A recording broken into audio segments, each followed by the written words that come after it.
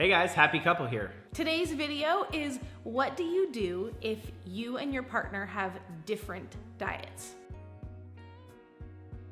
Don't forget to subscribe. It is that red button right there. You love that button. Trust me, you do. You heart that button, so hit it. And don't forget to hit the bell. Ding ding!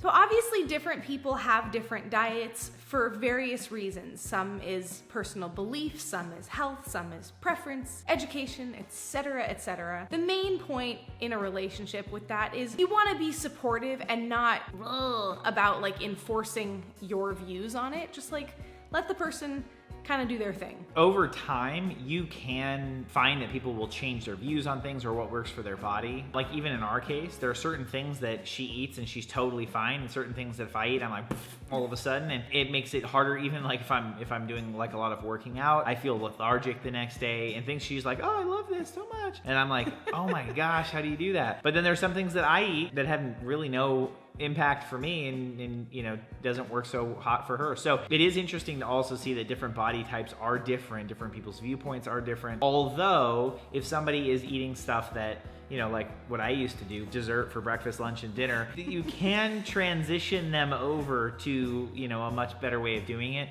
Just do it incrementally. Treat it as helping the other person. You know, if someone is doing something that isn't healthy and you want to help them, don't sit there and like make them wrong for what they're eating. Like, oh, that's so bad, so bad, so bad. But help them maybe see other ways that they could eat and make things yummy. And, you know, like really lead to help rather than like rah, rah, rah. Rah, rah, rah is no fun.